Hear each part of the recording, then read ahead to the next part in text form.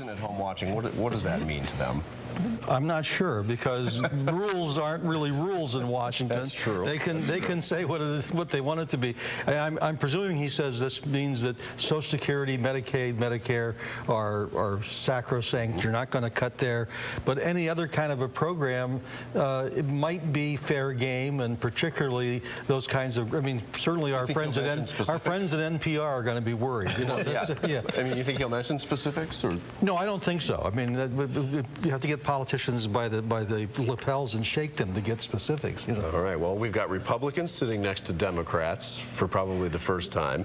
How is this all going to play out? As far as is it just a big show, Charlie? The previews of the State of the Union always exceed the State of the Union itself. That's true. I mean, you probably can't remember 2 lines from any State of the Union speech ever, because they're not like inaugural addresses where you have these soaring rhetoric and thematic vision statements. These are much more programmatic and reports to the nation type of thing. But you know, the who's sitting next to whom, it sounds like a junior high prom. Right. I guess the only difference will be, instead of everybody rising on one side like they usually do and sitting on the other, there'll be scattered bits of applause from around the audience. But you know, look, this is the president's night.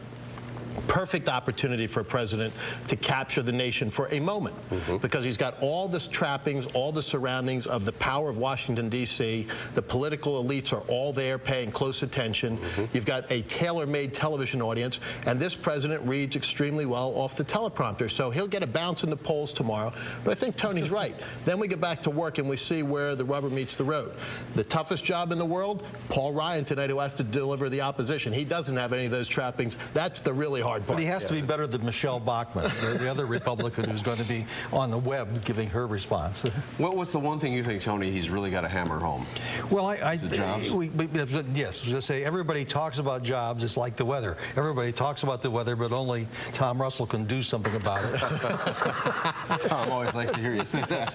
But everybody talks about jobs in Washington. It would be good to hear the president say something credible about how they're going to help create jobs. Do you think that after the State of the Union address, then we're just back to the way things were in Washington 3-4 weeks ago? The word that you're going to hear more than any other in tonight's speech, Rob, is civility. Now, whether or not that's just window dressing for the television audience tonight among all members of Congress remains to be seen. I mean, sitting next to each other is nice, but what happens next week and next month and next year? I mean, they've got to sustain this for a period of time, but clearly they've gotten the message that the American people are fed up with all the squabbling that goes on in Washington. So how divisive, or I don't want to use the word vicious, but how much of an attack will the Republicans come out to go back against the speech? My sense is that what Congressman Ryan is going to talk about is spending. This administration has spent way too much. These deficits that they've driven up over the course of the past couple of years are frankly immoral, and I think that's where his focus will be, is on spending. All right, let's move on to one more topic. Our former governor, Democrat Ed Rendell, got yet another job today. He's going to be a TV commentator on another network starting immediately. Sounds like he's going to be working harder than he was before. He's got a legal lawyer again, and now he's going to be a commentator. It's tough work, as you know. Rob, Governor Rendell could have had a slot on Face the State. He could have a permanent one. Does that mean he's not going to be able to be on our show anymore because we're on the wrong network? Still says he's going to come back, so we'll see. We might be able to work that out. Tony May, Charlie Giroux, thank you both very much. Every Tuesday.